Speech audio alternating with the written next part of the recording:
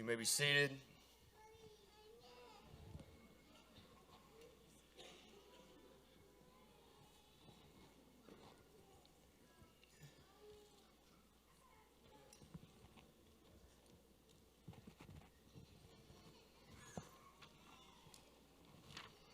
We thank the Lord for the opportunity we have to preach this morning. I'm thankful to be alive and have strength to preach. I don't want to be in anybody's way this morning, and I want to be in the will of the Lord most of all. I want to thank all the apostles, especially our chief apostle, Brother Thilmony, for allowing me to preach. And thank the Lord for all of the apostles. I love them all with all my heart. And I know that we say that a lot as saints, but I really mean that from the bottom of my heart, that I love each and every one of the apostles this morning.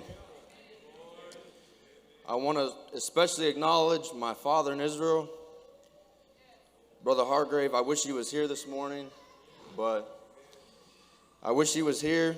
And also, I was looking back through a picture book of when I was a young child, recently after I was born, and I saw pictures of him holding me, and I'm just an honored young man to be able to have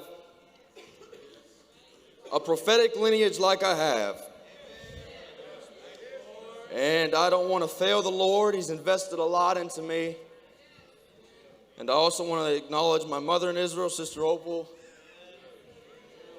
I'm so thankful for her.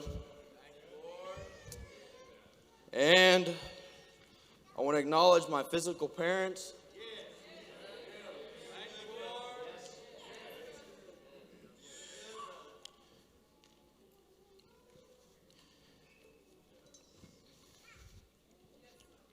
Many times it's easy to forget what your parents have done for you.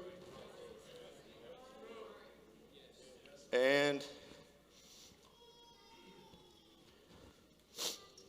I want to thank them for standing with the restoration. Even though their parents left, they took a stand for the truth. And because of it, I'm able to be saved this morning.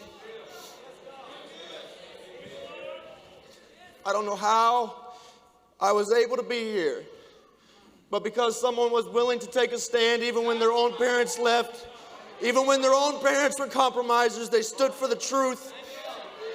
And I'm so thankful for that this morning. And last but not least, I want to thank all the young brothers for being able to fight with us in this time. It's a bunch of wonderful soldiers I have to fight with. Brother Titus, Brother John, Brother Abraham, Brother Amos. We're in a warfare this morning, and it's going to take real soldiers of the cross this morning in order for us to make it. And in order for this work to get accomplished, it's going to take real soldiers of the cross that are willing to stand up, that are willing to fight together and stand together no matter what comes our way, no matter what comes against us, but are willing to stand together and fight. And I'm so thankful for the group of young brothers I have and young sisters that I'm fighting with this morning. This morning we have a burden on our heart that's very heavy, and I ask for your prayers that we be able to get it across as the Lord wants us to get it across.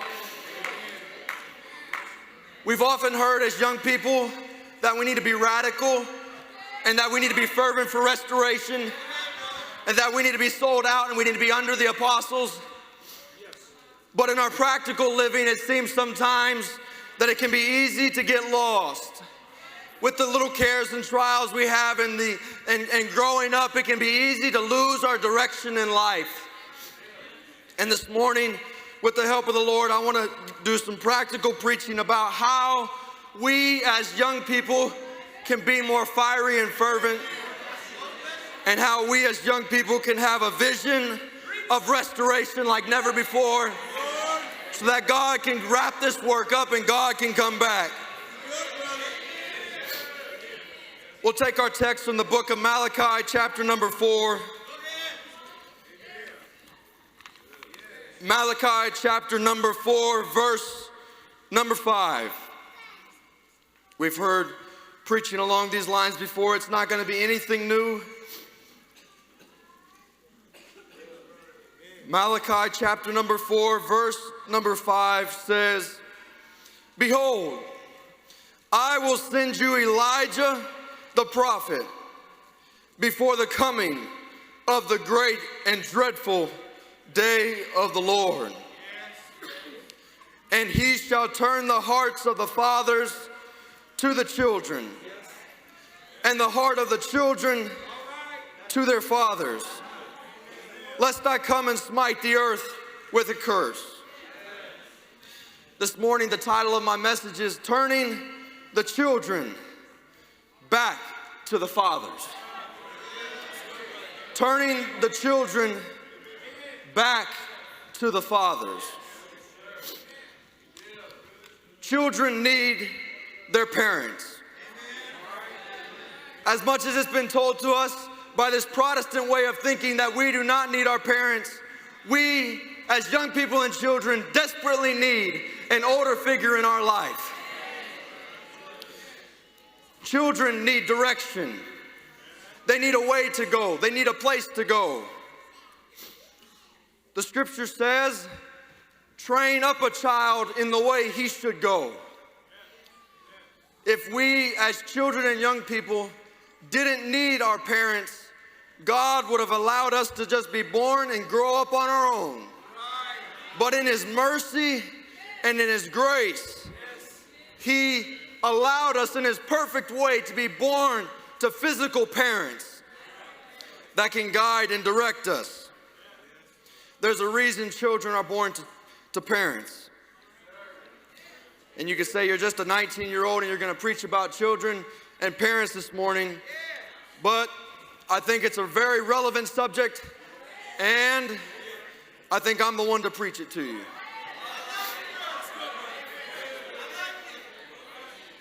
You can tell a child is still a child because they'll take correction from their parents. They might throw a little fit, but about 10 minutes later, they've forgotten and they're as happy as can be. And you can say, that's definitely still a child. They're not a young person yet.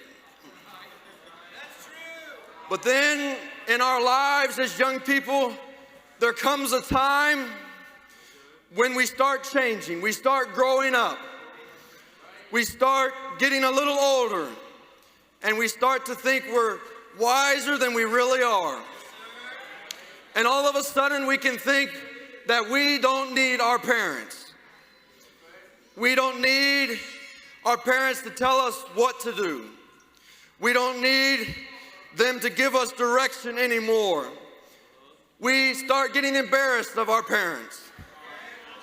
They might do things that might embarrass us a little bit sometimes. But there's a time, I don't know exactly the age, but there's a time when we as young people start turning away from our physical parents. And a lot of times when this happens, young people start sneaking around and doing different things. We see they start getting to hang out with different young people and other young people and other young influencers on their lives. And we see that all of a sudden that they start listening to music. We start listening to music, and I'm preaching to myself just as much as I'm preaching to you because I've had this exact same thing happen to me. And we get sucked into an environment as young people that we cannot get out of unless we turn back to our physical parents. We cannot get out of it on our own. But we start listening to different types of music, different types of sports stars. We start wanting to be like the celebrities, and we start wanting to do these different things. We start trying to decide what music is good to listen to. It's got good lyrics, so it's got to be okay for me to listen to. Oh, I just really like the beat on this song. The words might not be that great, but the beat is what matters. Like the instruments are just amazing. The drive on this song really moves me. It connects with my heart and with my soul. This song really clears my head and really clears the stress I have in my heart and mind. And you feel like you can relate to the singer. And you can relate to the hurt and the pain and the suffering that the singer is talking about at 18 and 19 and 20 years old, and sometimes even younger than that. You can relate to hurt that you've never experienced in your life. You can relate to hurt and trouble you've never gone through in your life. And the reason it is because you let your heart get turned away from your physical parents by some artist in the music world. And you start feeling like, my parents don't understand me. My father doesn't understand me. My mother doesn't understand me. They don't understand the problems I'm going through in my life. And it's because of the music you're listening to. My problems are so deep. This artist is the only one that can give me relief. The only one. But at the end of the day, the reason that you're going through what you're going through is because that artist is giving you an identity that is not you. The reason that young people can become depressed, the reason that young people lose their direction, the reason that young people in our society don't know where to go is because they've been given an identity that's not really them by the musicians. And at the end of the day, the reason for your trouble is because you're letting an artist who is not your parent, and sometimes who's never been even a parent in their own physical life, tell you who you are. Yes, sir. There's a reason the saints believe in only listening to music that the apostles or your pastor have said is okay. It's not like they say that just because they want us to be restricted from all the good music in the world.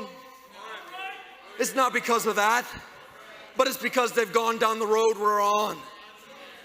But a lot of times it seems that we as young people decide to turn from the school of listening. Turn from listening and try to attend the school of hard knocks.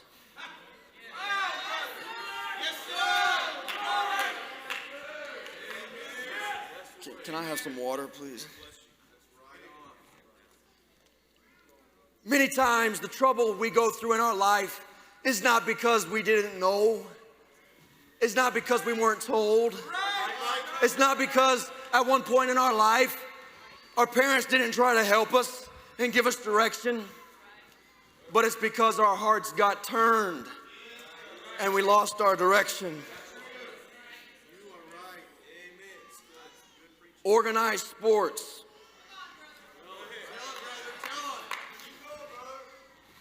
And I know the problems. I've been there. Organized sports. Sometimes it's hard to not follow organized sports. But at the end of the day, what that's going to do to you is it's going to take your heart and turn your heart from your parent to a sports star who you'll never be able to talk to, who you'll never be able to get counsel from, who will never be able to help you with your problems, who will never give you direction, and you'll get connected to this person that can never help you. And we as young people make these people our gods. We want to know about the latest scores, the latest games, who's winning this year, who's losing this year. There's many different things. Hollywood, independence, wrong counselors.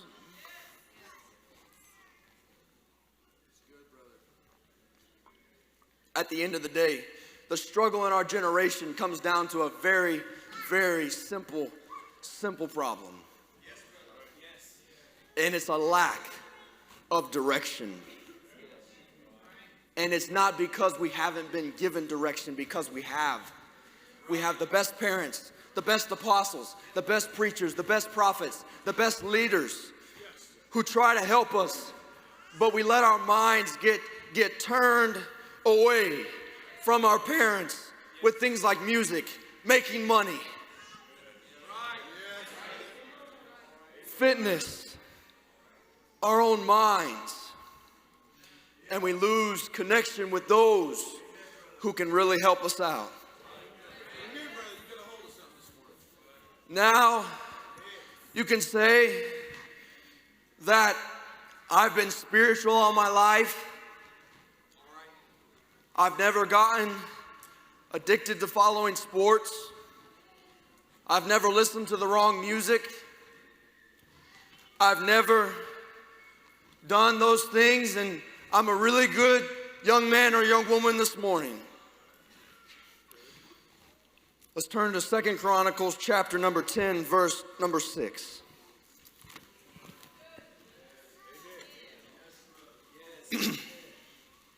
Second Chronicles chapter number 10, verse number 6. You can say, I've never had those problems, which I think most of us, if we're really honest, have. I have. 2 Chronicles chapter number 10, verse 6 says, And King Rehoboam took counsel with the old men that stood before Solomon his father, while he yet lived, saying, What counsel give ye me to return answer to this people? And they spake unto him, saying, If thou be kind to this people, and please them, and speak good words to them, they will be thy servants forever. King Rehoboam started right. At least we think so. He could have gone there just because he wanted to say, I've gone to the old men. But I think in his mind, he really wanted to do right. He really wanted to do what was right. And he did the right thing. He went to the old men that had served his father, served with his father, and asked him what he should do. And they told him. Verse 8, But he forsook the counsel which the old men gave him, and took counsel with the young men that were brought up with him, that stood before him. Not only did he reject the counsel of those that had stood with Solomon, those that had seen Solomon's strengths, those same individuals had also seen Solomon's weaknesses. They were the very individuals that could help a young man or a young woman know exactly what to do. They were the ones that could give direction like none other. They had lived with the smartest man that has ever walked across this earth. And we see that this young king forsook the counsel of the old men, and he did something that's so common in our generation this morning. Is he went to his peers. He went to the ones he grew up with. And he said, what do you think I should do with this kingdom? Number one, his peers most likely had no experience with government anyways. His peers probably weren't even people of that much royalty. But he went to his peers and asked for counsel. He forsook the counsel of the old men.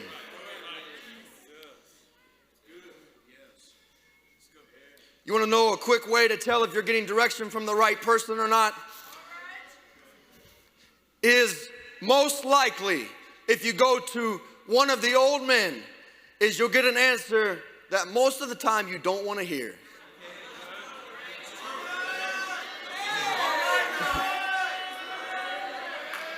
You'll get an answer that you probably don't want to hear. That'll be the hardest on your flesh.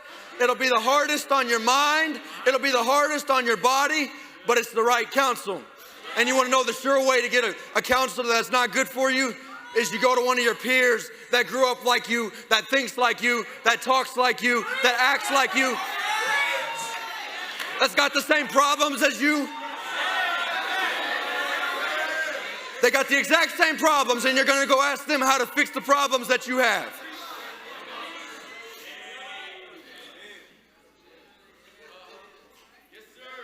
This man took the counsel of the young men, and we see that a whole nation was destroyed and divided because of it. The effects were far-reaching. It wasn't just like it affected his own life, But because he took the counsel of these young men and it was the wrong thing to do, the effects went far and wide, and it affected and divided the whole nation of God.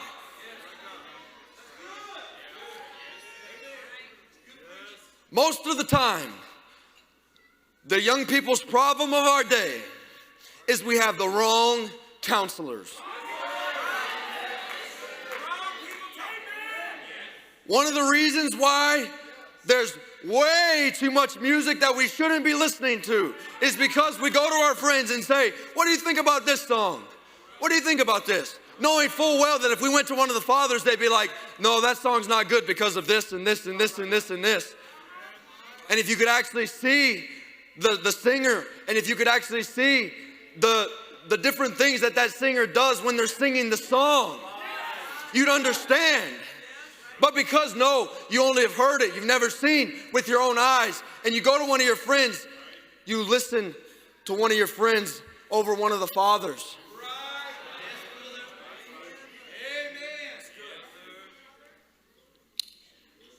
A couple months ago, I'll just be real honest with you, there was a song that I thought was pretty nice. I thought that it was a good song, or not really a good song, but I thought it was okay. And I went to talk to one of the elders, and lo and behold, I was in for a surprise. And at the end of the day, what I found out is that things are not always like they sound. We as young people only look at the very little bit on the surface that we can see. And that older person told me what the song was actually talking about and the different things they were doing when they sang the song. And just different things I would have had no idea what was in there. And you know what?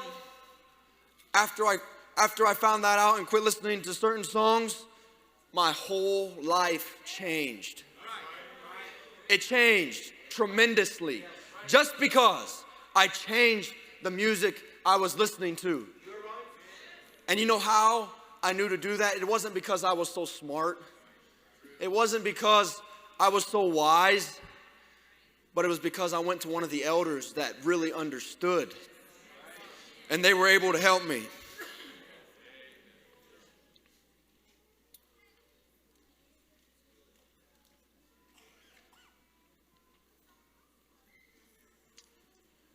We have a real crisis because of people listening to the wrong counselors. And I'm going to be real with you this morning. I'm not going to beat around the bush at all, but I ask you to pray that I'd really be able to preach. We have young people who counsel among themselves about who they should get married to. They think in their young minds that they can put together one of the most complicated things that has ever existed on this earth. And I'm not talking ill about marriage. You know that. But we think in our young minds that we can work it out all on our own. That we can talk to one of our friends and we can work out who we're going to get married to. I think I should get married to this one, and you should probably check out this one. And it's just ridiculous because number one, we don't even know what we're really looking for when we get married anyways. Number two, we got so many other problems in our lives that we shouldn't be thinking about getting married for number two. And number three, we as young people have some problems that we need to get straightened out in our own lives before we can counsel. We shouldn't even be counseling anyways. But at the end of the day, we think because we've been lifted up in our minds to an elevated position that we have no right to be in, that we can help our brother and tell him things that are good for him to do.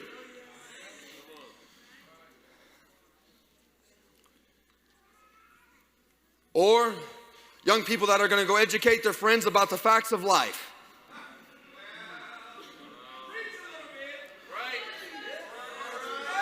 They're going to educate their friends about the facts of life. And at the end of the day, they can say, well, I've been in this trap before. I know what it's like to not be educated. I know what it's like to be in this mess. But they never went to the right person to learn anyways. So why should they be the ones trying to tell us what to do? And what happens is that we get a twisted and perverted perspective because we listen to the wrong people. We try to listen to people who have just the same problems as we do, who grew up with us and who think exactly like us. Or we try to make people father figures in our lives who are not even fathers.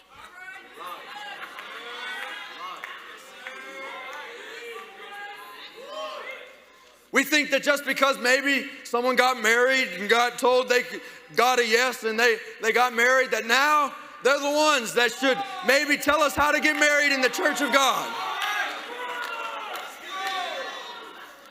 Just because they were able to get themselves married and they were able to get a girl that liked them, now we as young people tend to think these are the people to go to get our problems fixed. And we forget, and I say this in all respect, but they're just a couple years older than us. We go to them and try to get our question answered, and we forget that they probably have more questions than we do. And so we forsake the counsel of the old men and go to the young men.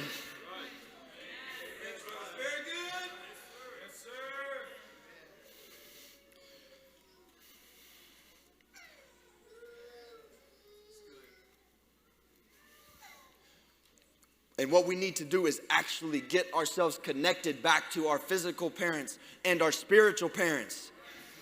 You're not going to be able to fix your problems by getting connected to someone that's a couple years older than you. You're not going to be able to get direction in life by getting maybe connected to someone with 3 years more of experience or 5 years or 10 years more of experience who can see maybe another 2 or 3 years down your life's road. You're not going to get help like that. But you're going to get help by going to somebody that's lived life, who has experiences in life, and has more questions for you than, or more answers for you than you have questions.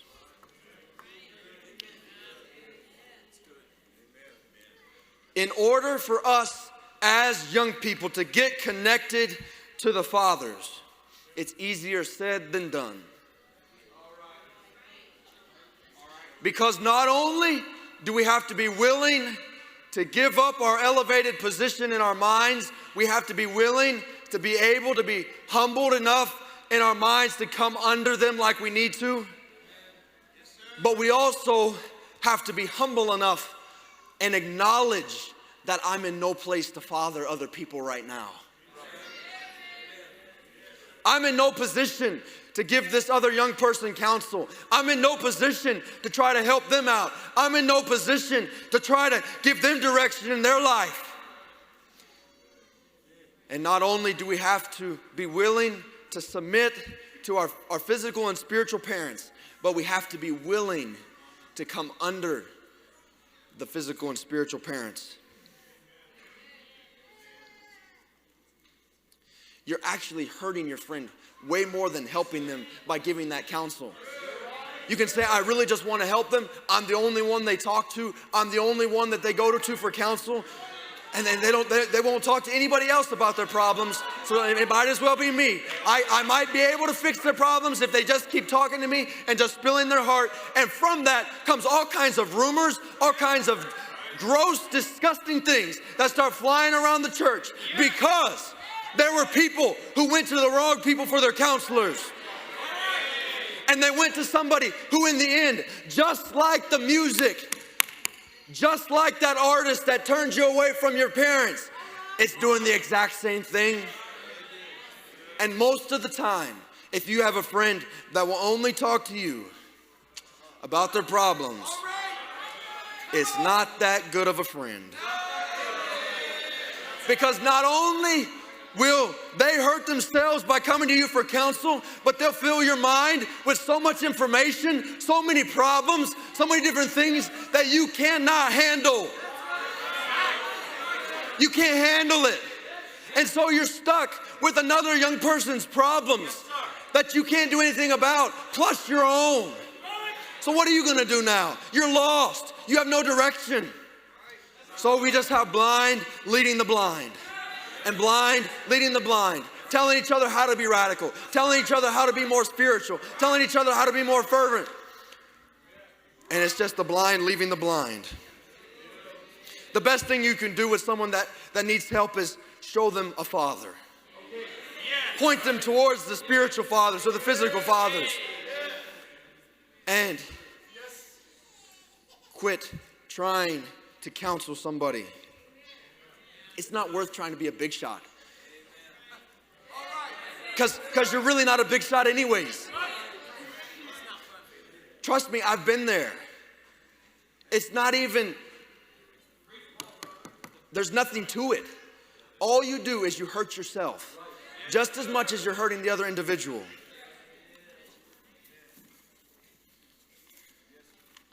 You know, it's interesting that the maid in the Bible, when Naaman had leprosy, it was a grown man that came to a young woman and asked what he should do. He said, what can I do to heal my leprosy? And she didn't say, well, if you go do this or this and go wash in this river and go do this and that, you'll be healed. But no, she had enough sense to say, I know a prophet that can help you. I know a leader that can help you, who can give you direction to know what to do.